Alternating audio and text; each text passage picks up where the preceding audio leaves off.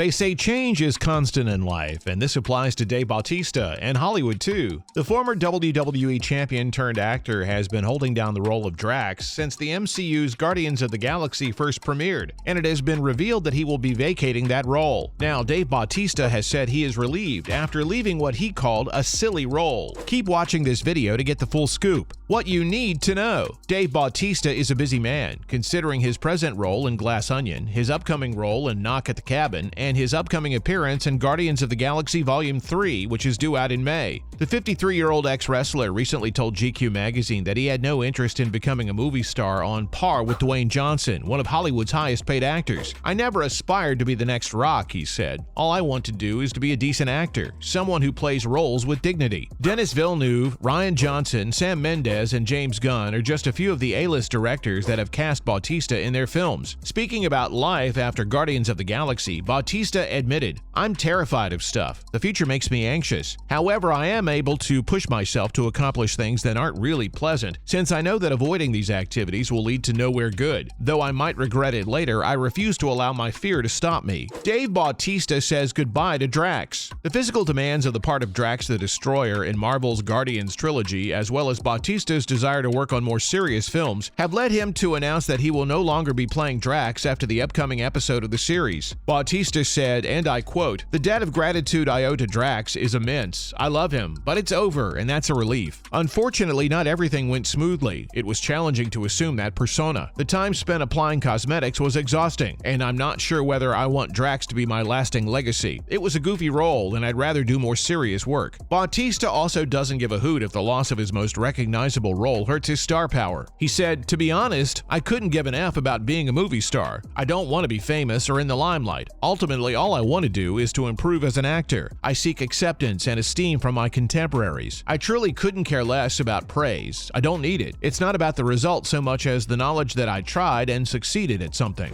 Dave Bautista is looking for more dramatic roles. Will Dave Bautista ever win an Academy Award? The man who plays Drax in the Guardians of the Galaxy franchise and was recently a part of the ensemble cast of Glass Onion, a knives-out mystery, told GQ that he is ready to take on more serious acting fare. For nearly a decade, Bautista, a former World Wrestling Entertainment wrestler, has portrayed the Colossian alien Drax in Marvel's Guardians of the Galaxy films. Since then, he's made appearances in every Guardians of the Galaxy film and several other Marvel productions, such as Avengers Endgame, Avengers Infinity War, and the current Guardians of the Galaxy Holiday Special for Disney+.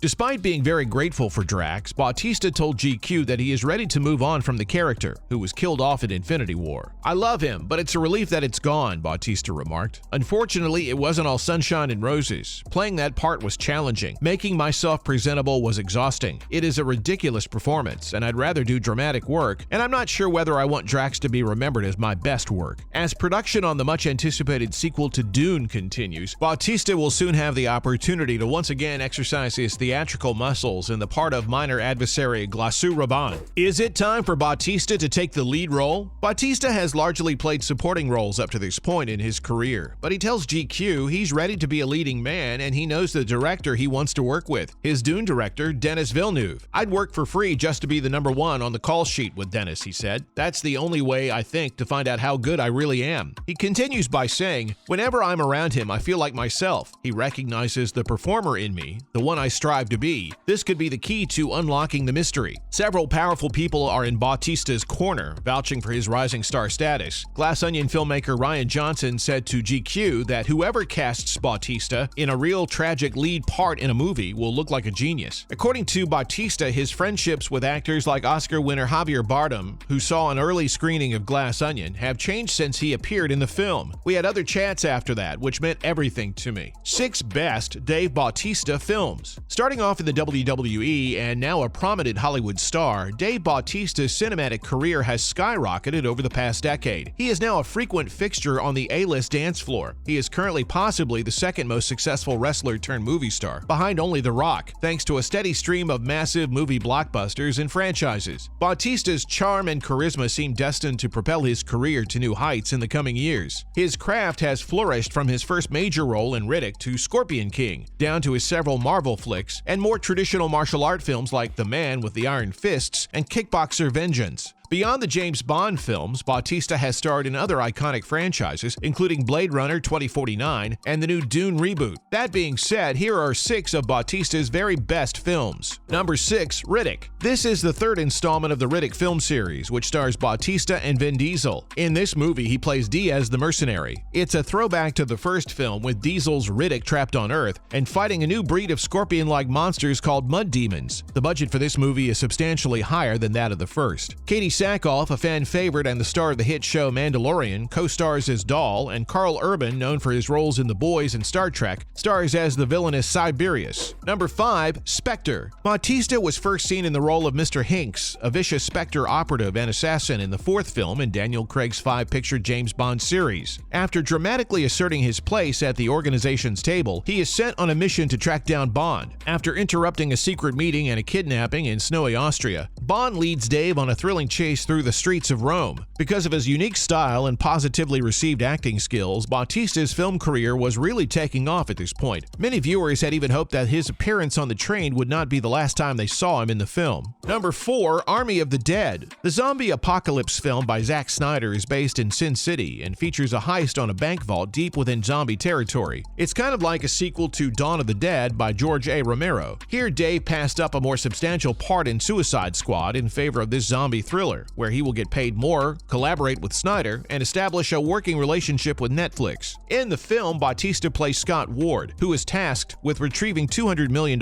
from Las Vegas before the military destroys the city in an effort to eradicate the zombie pandemic. He gathers an assortment of people, including his daughter, and heads off into the no land. However, things don't always go as planned. In a novelty for the genre, viewers were treated to the sight of a zombie tiger. Number 3. Stuber. In this role, Bautista portrays an LAPD investigator on a case involving a major drug trafficker. In his updated take on the classic buddy cop comedy, he finds himself sharing a ride with Uber driver Kumail Nanjiani. After undergoing laser eye surgery for vision correction, our protagonist is chauffeured about Los Angeles while he searches for the drug lord responsible for the death of his partner. There are no other comedies on this list, suggesting that Bautista may be better suited to dramatic roles, which is what he is focusing on at the moment. It's a great deal more interesting and enjoyable than The Tooth Fairy if you're looking for a change of pace and a new experience. Number 2. Blade Runner 2049. This sequel to Ridley Scott's 1980s classic, which was directed by Denis Villeneuve and based on Do Androids Dream of Electric Sheep by Philip K. Dick, features Bautista in another noteworthy role. Ryan Gosling, Harrison Ford, and Ana de Armas are just some of the amazing actors in this film. Many other notable actors include Edward James Olmos and Robin Wright are also featured. Bautista portrays Sapper Morton, an off-grid replicant who works on a protein farm. Early in the film, he crosses paths with Ryan Gosling's Kay, but their interaction is pivotal. In the short film 2048 Nowhere to Run, which serves as a prologue to the main feature, he also makes an appearance. More serious roles were being offered to Bautista, and this would not be their final collaboration. Number 1. Guardians of the Galaxy 2. This is the follow-up to the blockbuster film which featured Star-Lord, Gamora, Groot, Rocket, Mantis Nebula, and many other characters, all played by a variety of A-list actors. Fans have come to enjoy Bautista's portrayal of Drax the Destroyer, the musculature and comic relief of the team. The plot's focus on Star-Lord's dad amps up the intensity of everything else. After receiving numerous popular honors, the film went on to become a massive financial success, setting the stage for a holiday special on Disney Plus in 2020 and the third picture in 2023. The popularity of superhero films shows no signs of slowing down, so Bautista may be open to doing more in the future. So guys, what's your favorite Dave Bautista film? Tell us about it in the comment section. And if you enjoyed watching this video, then a like and share would be much appreciated. One more thing, be sure to subscribe to our channel and tap the notification bell to keep enjoying more interesting content like this. And we'll see you in the next one.